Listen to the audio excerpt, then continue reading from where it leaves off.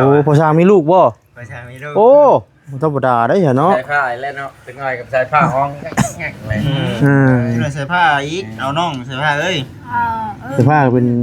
ป็นอ้ายได้เนาะ อันใส่ผ้าทุกฮะพอเช้าไม่ชุบไปเอาแล้วบ่น้องแบบว่าโอ้ยคอยว่าเอาใช้พอผมมีเงิน แห้งย่ำตื่มเราอีกดิ คอยพอผมมีเงินถ่ายมากเอามาเออ นี่แหละ เป็นนี่ได้ก็เรื่องลูกเรื่องเต้านี่ห้าหากะมาฮอดเด้เป็นจังได๋เรื่องราวหั่นนะเรื่องเล่าก็คือว่าหั่นแหละเพิ่นให้ไปมัดคอต่อแขนอะไรก็ มันก็ทำมาเป็นลูกเนาะ แม่นมันเป็นลูกนะเพิ่นเอามาแล้วมื้อเช้านี้ เมื่อเช้านี้เลยเนาะ แม่มันมาเลยงานมีเบาแล้วนะ ใครได้ไปก็ บ่ไล่บ่พี่ บ่ แก้ว แก้ว ขออนุญาตนำคือมัดแขนนี่อันมัดเท่าไหร่ก็ ก็อันนั้นเพิ่นมัดประมาณไหลเป็นเงินกีบเฮานี่ก็10ไปล้านแต่ว่าซื้อเงินบาทก็ประมาณ 20,000โอ้เอามาเลี้ยงช่วยกัน มาเลี้ยงช่วยกั โดยที่พอมัดแขนในบ้านยังยืนว่าสิบ่ได้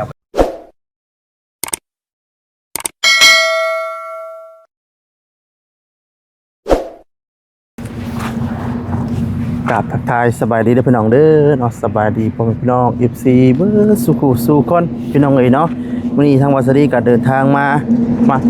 บ้านดงมะยางพี่น้องเนาะก็ทีนี้พอดีว่ามื้อเช้านี้ก็ขึ้นไปเดินไม้เนาะของทางน้องแต่พี่น้องเอ้ยเนาะมื้อนี้ก็พอดีว่าทางน้องแต่เพิ่นก็ปรึกษาหารือกันเนาะหรือว่าปรับความเข้าใจกับครัวและพี่น้องเนาะทางเฮาก็ปล่อยให้ทางน้องเพิ่นปรับความเข้าใจกันเฮาก็มากินข้าวแล้วก็พอดีว่ามีเวียกเนาะมาทางก่อสร้างเนาะพี่น้องเอ้ยเนาะนี่เนาะทางก่อสร้างเพิ่นก็มีข่าวดีเนาะพี่น้องเอ้ยเอามาอัปเดตเบื้องก่อนว่าได้มาแต่โดนถือว่าครั้งแรกทางสวัสดีได้มาพี่น้องเอ้ยเนาะ นี่มาอยู่ได้มาอยู่เดี๋ยวอยู่ ไปเด้อขึ้นจะได้นี่น่ะขึ้นได้นี่ ย่องๆกันดูนะ ฮะจอดก็ได้ กวกเว้ยเนาะ จับพี่ได้เขาโตตุ้ยได้เนาะ ยังตั้งชื่อแล้วบ่หรือว่าจังได๋ ลูกตั้งให้อันผู้นั่นแหละผู้เป็นสายบุญนั่นแหละ หมายความว่าเพิ่นก็บ่มีลูกก็เลยว่าแม่สุกก็บ่มีลูกก็เลยว่ามาเป็นสะพานบุญมัดแขนแต่ก็เลยให้แม่สุกเลี้ยงหั่นนะดีใจนำเพิ่นเป็นสะพานบุญให้เป็นลูกบ่สร้างแม่สุกแต่เพิ่นก็เป็นลูกเพิ่นคือกัน ลูกมันคือกันเนาะแม่นนั่นแหละ แต่ว่าเพิ่นใหญ่มาเพิ่นรู้จักความก็ให้ขอบคุณที่บอกเพิ่นว่าอันนี้ก็แม่ใจบุญได้อยู่นำพอสร้างนี่กันสั่นก็จักขึ้นสิอยู่จังได๋กินจังได๋แม่นแล้วเนาะบ่ได้ง่ายนึ่งข้าวนึ่งข้าวแล้วจังหน่อยก็จังว่านี่มันกินนี่หรอกับข้าวหนึ่งบ่ได้เนาะ มีลายอยู่ ใช้อึ่งอ่ะ ไม่มีกระสอบข้างหลังกันนะ นี่บ่ ด้วย ปูนที่ อึ่งใด ฮะ อึ่ง ปูนนักกว่านี้ เพราะว่าอยู่เขตนี่ได้เขาเจ้าหากันเองแม่นบ่ แม่นบ่น้องสิพาตัวนะ เสียลงมือละ เอามาให้เด็ก แก แกล ล ง ง มื มื อ อ รถแม่อึ่งอึ่งต้องมาปี ว่าน เขาซื้อมาแต่บ่ดื่มเขาเอามาขายมาหยังเพิ่นมาแบ่งให้เด้ว่าเฮาก็ซอยเขาเจ้า ช่วยน้ำเนาะ แม่นดำโลปลายนี่แหละ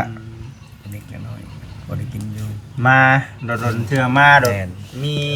ข่าวดีลูก ข่าวดียังนะบ่แสนบ่จิต ข่าวดีเรื่องลูกเรื่องเต้าเพิ่นนั่นแหละ โอ้พ่อช้างมีลูกบ่ ประชามีลูก โอ้ธรรมดาได้เหรอเนาะ ใส่ผ้าแล้วเนาะเป็นไงกับใส่ผ้าห้องแง่ๆเลย เราใส่ผ้าอีกเอาน้องใส่ผ้าเอ้ย เสื้อผ้าเป็นอ้ายได้เนาะ อันใส่ผ้าทุกฮะพอเช้าไม่ชุบไปเอาแล้วบ่น้องแบบว่าโอ้ยคอยว่าเอาใช้พอผมมีเงิน แห้งย่ำตื่มเราอีกดิ คอยพอผมมีเงินถ่ายมากเอามานี่แหละ เป็นนี่ได้ก็เรื่องลูกเรื่องเต้านี่ห้าหากะมาฮอดเด้เป็นจังได๋ เรื่องราวหั่นนะ น้ำก่อนเด้อ เออ เรื่องเล่าก็คือว่าหั่นแหละเพิ่นให้ไปมัดคอต่อแขนเลยก็ บ่ได้ก็ทำมาเป็นลูกเนาะ แม่นเอามาเป็นลูกนะเพิ่นเอามาแล้วมื้อเช้านี้ เมื่อเช้านี้เลยเนาะให้มันมาเลย งาน มา มีเบาแล้วนะ ให้ได้ไปก็ เอาไล่เอาพี่ อืม เอาแก้ว โอแก้ว อ่าๆขออนุญาตนำคือมัดแขนอีกอันมัดเท่าไหร่ก็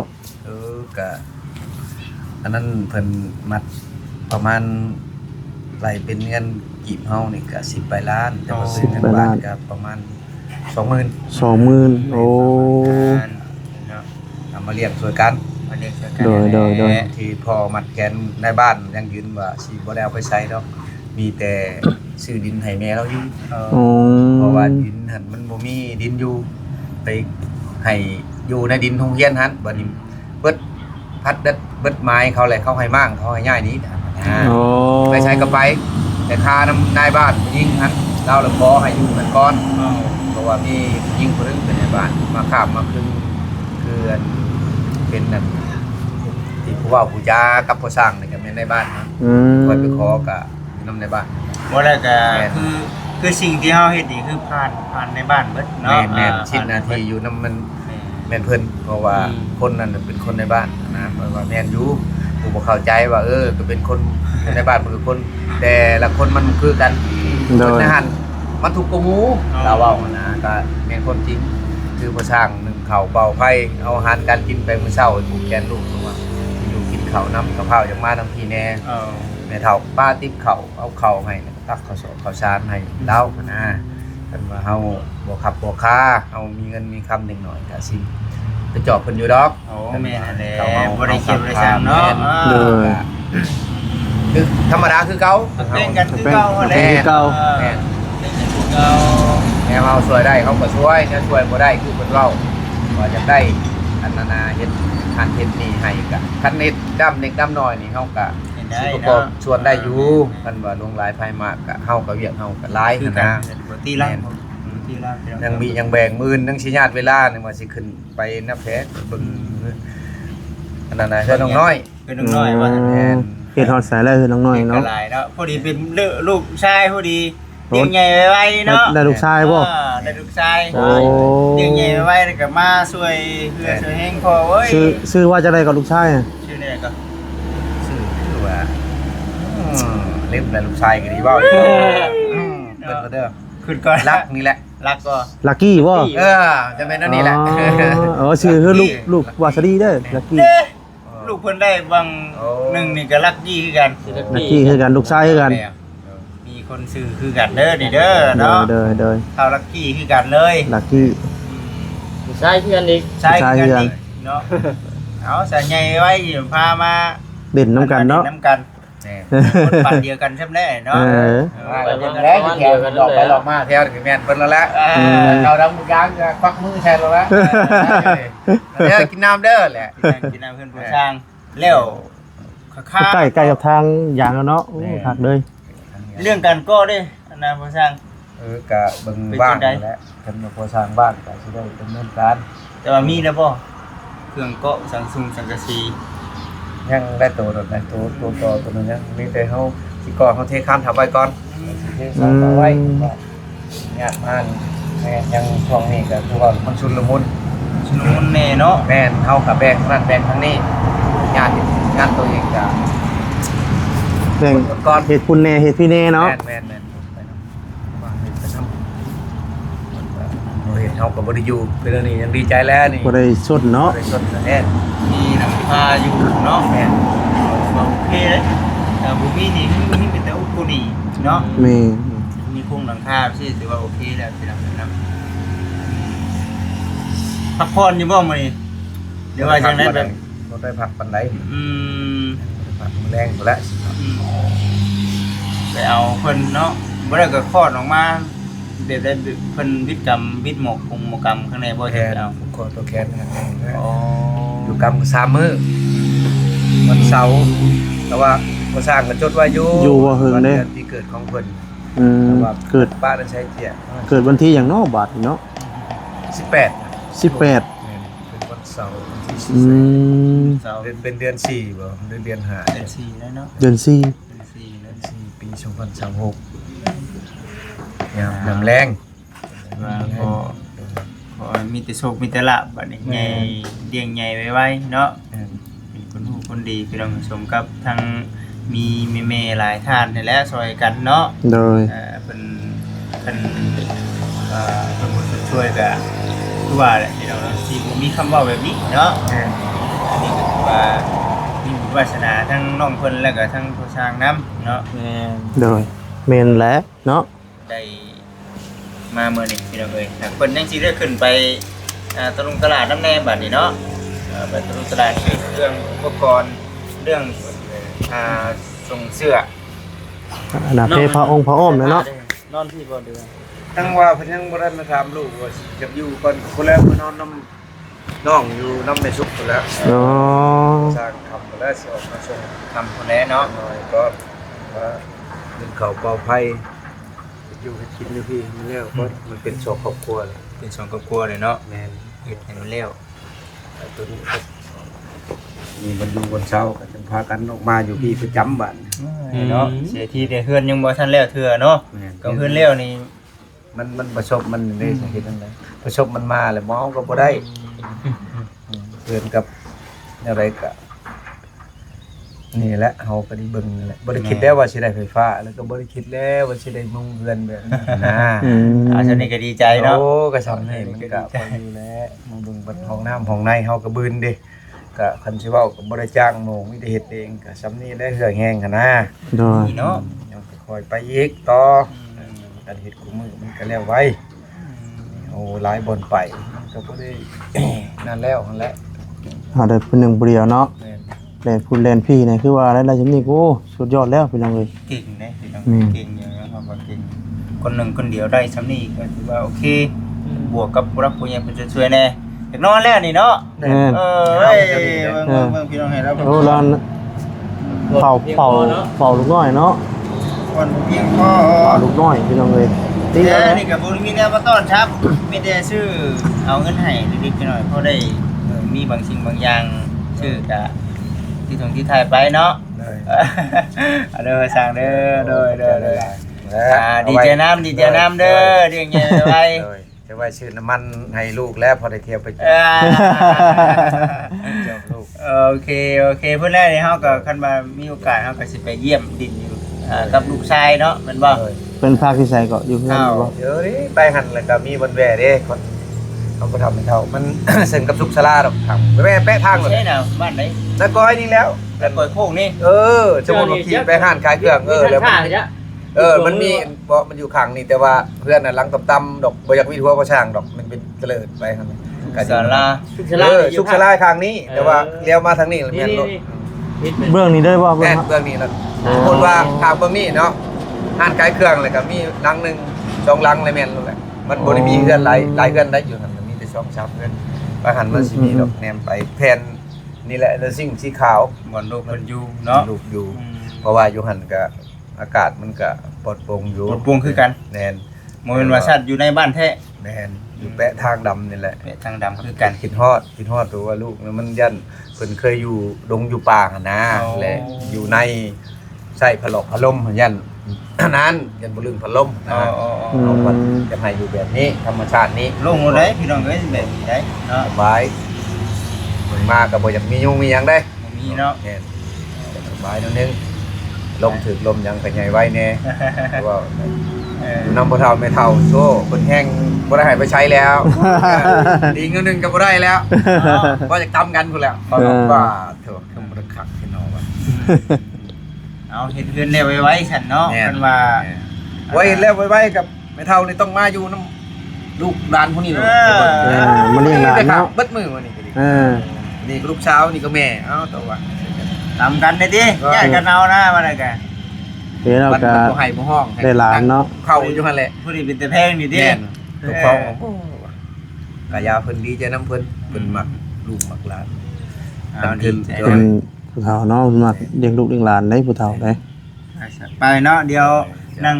อบรมกับหมู่ครูทีมงานก่อนเนาะจังหวะกันอีกเทื่อ เลย อ่ะ อันนั้นพอสร้างดีใจน้ำเด้อ สวัสดีเด้อ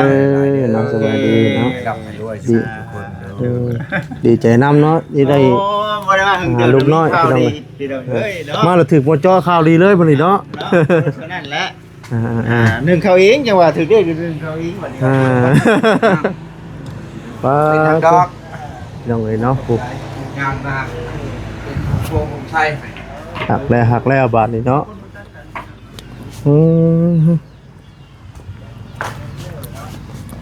ไปหาน้องสภาพมันก่อนพี่น้องเลยสภาพล้างอูขาดเด้อ เขาบอกขาด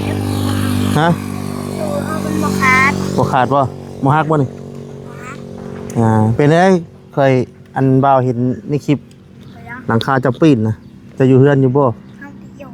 ฮะจะไปไส เขามา จะมาเฮือนประสร้าง เขามาซีเมื่อ จะมา4มื้อไปอยู่ไสอยู่เฮือนซุมื้อนี่อ๋อน้องบุญทวีอยู่เฮือนบ่คิดฮอดอ้ายบ่ฮะคือสิคิดฮอดอ้ายแท้มาปาอ้ายนี่บ่ได้อยู่บ่น้องสภาพนี่ ได้ ไม่ได้เจอกันได้เป็นเดือนเลยรอขึ้นกูเก่าคือบุตัดได้ผมนะฮะคือบุตัดแน่ผมนะมีเงินตัดผมเฮ้ยน้องเสียผ่านพี่น้องเลยจงเงาเลยเนาะมื่อได้ไปหาอ้ายบัน โมโห ยังบูฮู้มาไปดูโคซางเลยป่ะมาเห็นว่าดูโคซาง ว่า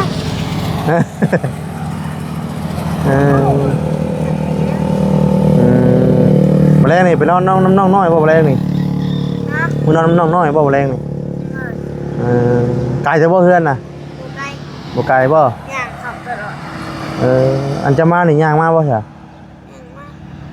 ก เบื้องนี้บ่เฮือนน่ะเบื้องนี้บ่ นั่งเลย ทางนี้บ่ทางเมื่อนี่บ่เออ ทางเมื่อทางไปนะเจ้าย่างติ๊ก มื้อ นะ เช้านี้จะไปนํกันบ่กับพ่อช้างไปรับน้องมานํกันบ่ ต้องขี่รถไปไป จะขี่รถอะไรไป ไม่ได้ขี่รถวีโก้ไป เป็นได้ความรู้สึกเห็นน้องน้อยเป็นฉันแล้วเจ้าตะกี้กะน้อยๆฉันแล้ว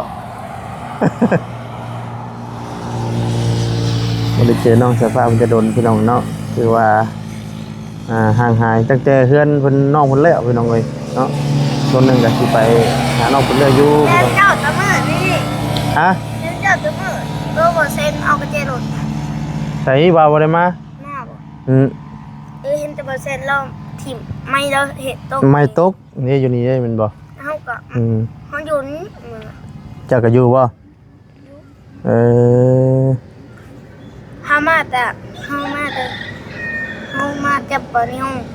อืม ปนิวเราพาไปเงินน้อยแล้วก็เราพาไป โดย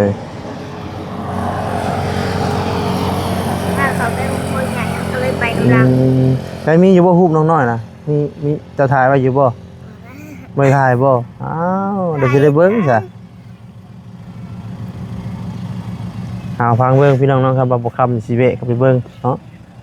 เอาเจอสิไปใช้อีกมัน สิเมื่อแล้วบัดนี้ออกจากนี้ก็เมื่อแล้วมันค่ำแล้วเด้ จะงงแล้ววะ 5 โมงไงได้น้องเอ้ย บอขึ้นเร็วหรอวะ สิค่ำสินอนเลยติบ่สินอนอีกเด้อบ่ เออ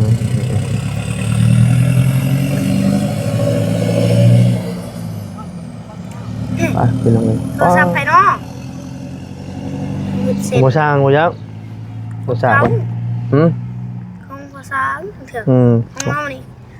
ภาษาบ่นี่เด้ ปิดเครื่อง ปิดเครื่อง ปิดเน็ตเบิด เมื่ออันบุญพระป้าจะก็นั่นบ่ เขาอยู่เขา อยู่บ่ คุณหนีอะไร บุญนี่เด้ เขาอยู่ วันดอกบักยางนี่เด้ เขาอยู่เมื่อเดียว ม่วนบ่อืม คุณนี่คะ นี่เด้เพิ่นเฮวัดนี่ นัดเนี่ย คุณ เขาในนี่เขาอยู่สเขามือจนเขาอยู่จนมือจบเลยเขาอยู่ อยู่7มื้อเลยอ๋อตัว เขามาหอดเขามาเขาก็ขอไปหลินเลย อืม ฟ้อนนะบ่ฟ้อนเป็นนี่บ่ฟ้อน เขาไปลิด เออ ไปซื้อไพ่ไปดูดลิด เออมันดีเป็นใจพระพี่น้องเลยเนาะดีว่าน้องมีพาเพิ่นก็มา เขาไม่บังไพ่แปลกแค่นั้น บุญน้องไฟบ่คือบุญหยังก็คือว่า ก็บอกว่า บุญพระป่าบ่บุญน้องไฟ ใช่ไหม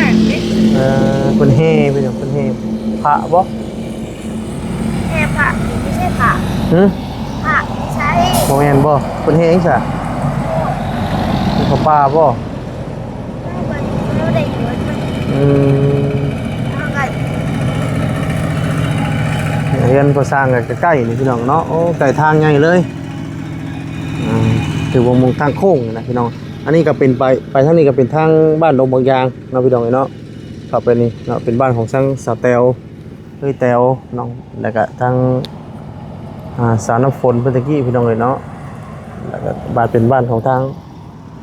บ่อไร่นี่แหละพี่น้องเนาะเข้าไปนี่มีไผคันนำมาแน่จ้ะมื้อนี้ นี่คำว่าอะไร มีไผอีก แล้วก็ไอบี้แล้วก็ไอผัดไส้แล้วก็บอกแก้วแล้วก็บอกเซน จื้อได้อยู่บ่มาแต่ละผู้ละคนนี่จื้อได้เบิดอยู่บ่ ดีได้แล้วก็โลคัมแล้วก็บอกจิตแล้วก็บอกซาลี ยังจื้อกันได้อยู่จ้ะเนาะอย่าลืมเลย ดีได้ เจ้าหน่อยเจ้าสิได้เมื่อไถให้ไถนาได้เจ้าหน่อยนี่เฮ็ดฮอดยามนา ไทยลูกเฮาไทยนาบ่เป็น ไถนาบ่เป็นยันรถไถเตะบ่ ปีก่อนนะไผไถให้เจ้าซะ บ่ถือ บุญทวีโอ้น้องบุญทวีไถเองเลย ไทยเฮาเป็น อืม ไทยลูกพี่ ป้าซะน้องสิกลับก่อนบัดนี้น้องเลยเนาะอันนี้ก็บ่ เอา ได้ เฮา มี ไปนำเฮาไปนำ ไปไส ไปเรียนภาษาไปเรียนอันไปเบิ่งเนาะ เบิ่งน้องน้อยบ่จะไปเบิ่งน้องน้อยบ่ไปก็ไปเลย ไปนำ ไปผมไปไป ขี่รถไงไป ขี่รถมาเซนเลยไปป่ะ สัตว์โดด พอดีแล้วพาไปเลยนี่ป้าสับพี่น้องเนาะสำหรับคลิปนี้กับตั้งวันสลีกับสิได้ขอจบคลิปซะก่อนพี่น้องเนาะผิดพลาดประการใดเนาะขอโทษ ไปเลย การไปเด้อพี่น้องเด้อเนาะคำความจ่าได้ตั้งวันสลีเนาะวงทันหูเนาะขอโทษขออภัยน้ำเนาะนำลาไปก่อนแล้วดีๆไม่เฮงเว้อสุขุทุกคนพี่น้องเนาะสบายดีพี่น้องสบายดี